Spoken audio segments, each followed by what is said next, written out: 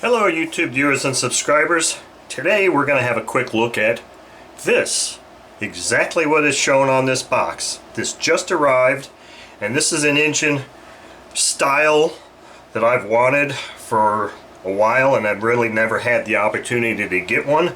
Now 3 years ago or so, in fact my very first box to the bench run was actually an RCV 58 CD engine, which is a slightly different style. It's not the inline, it's more the upright style. And in that video, I wasn't really very impressed with that engine at all. And I got rid of it really quickly right after that too. And in retrospect, I kind of wish I'd have given it a little bit more of a chance, but water under the bridge now. So as you can see, this is an RCV 60 SP engine. I'm not entirely sure what the SP and the CD stand for on the other style engine, but RCV stands for rotating cylinder valve, and this is not the price I paid for it, but I did get this from a really good friend of mine, and I'm opening this for the very first time. It just got here. I took the rubber bands off that were on here and I didn't do anything else, so I've never looked inside this box yet, so take this journey with me. Here we go. And the first thing I find is the exhaust and a brand new OSF plug and this screw and hex key, which we'll explain a little bit later on. Now I don't know a whole lot about these engines, but to me that looks just like an ASP exhaust. Let's see here what else we've got inside this box. Let's move that box out of the way and just unbag this engine and check this thing out. So here is the engine itself. Check that beauty out. Now this isn't just an interesting thing. Okay, so here's where our glow plug goes. Intake manifold carb, and where our exhaust screws in. So pretty interesting engine.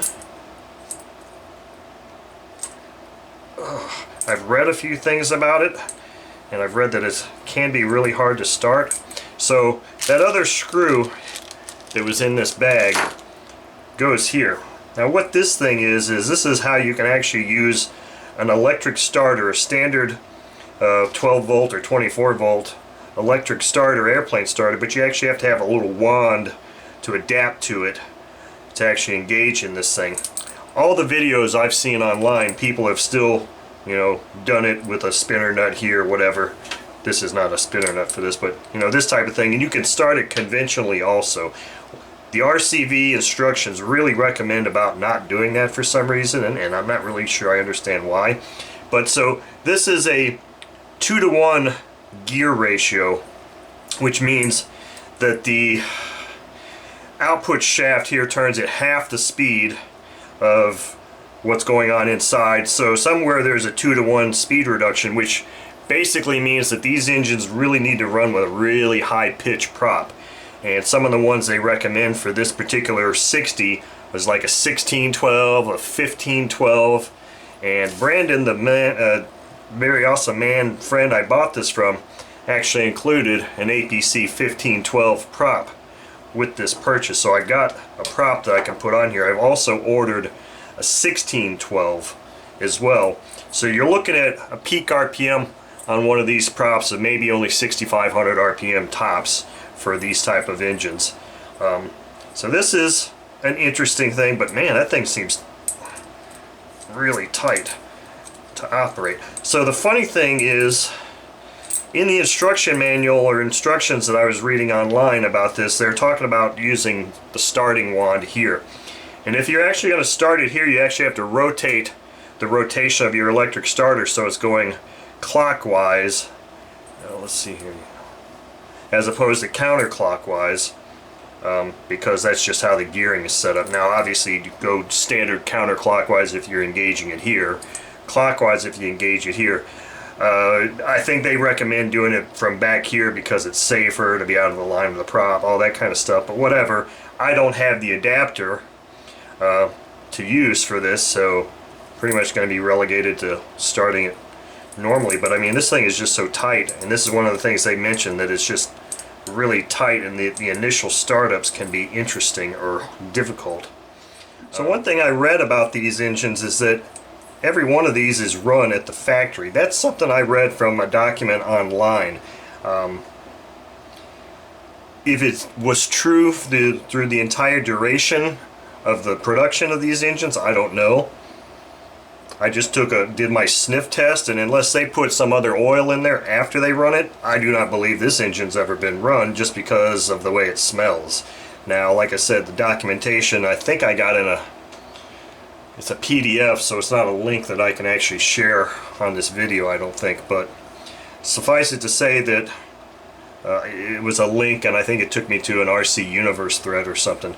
But in that, it said that all of these engines were run at the factory, which could, or it may be true. It's just I'm not seeing or smelling any evidence of that here. But I thought that was kind of another really interesting thing about these engines. So there you go. So obviously it's going to have to be mounted to my upright for operation. It's full throttle back.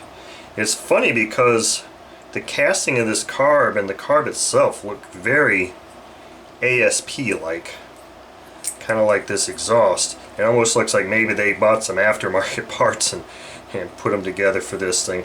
I don't know that that's true or not, but it's kind of what it appears. Let's take a tour of what other contents are in this box real quick. So we've got an exploded parts breakdown,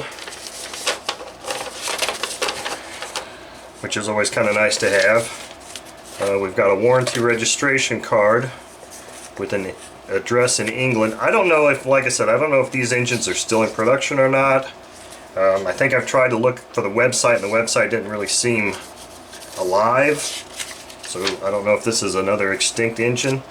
Here's another document talking about starting method, cooling requirements, carburetor adjustments, kind of like a supplement.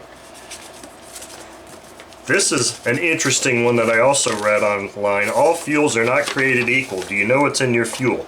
So this actually recommends that this particular engine really needs to run on 10% nitro. Anything higher than 10% can result in overheating. And they're also saying that it needs to have some castor oil in it also. So that's kind of what this is talking about here.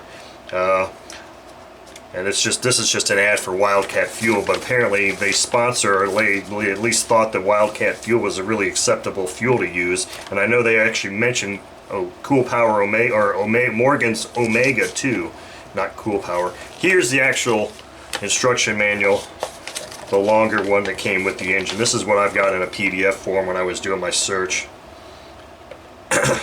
So yeah, here, 2-blade prop sizes for the RCV 60 SP, 1414, 14.5 by 14, 1510, 1514, 1512, 1610, 1612. So very, very high pitch props to keep the RPM down to an acceptable level. It says here, due to the 2-to-1 gearing of this, due to the 2-to-1 gearing in this is the most unusual aspect of the engine's operation. Obviously the propellers are used larger in diameter than would normally be used, but with a 60, but do not forget that since they're turning at half the RPM you would normally expect, you therefore need twice the pitch to maintain a reasonable airspeed.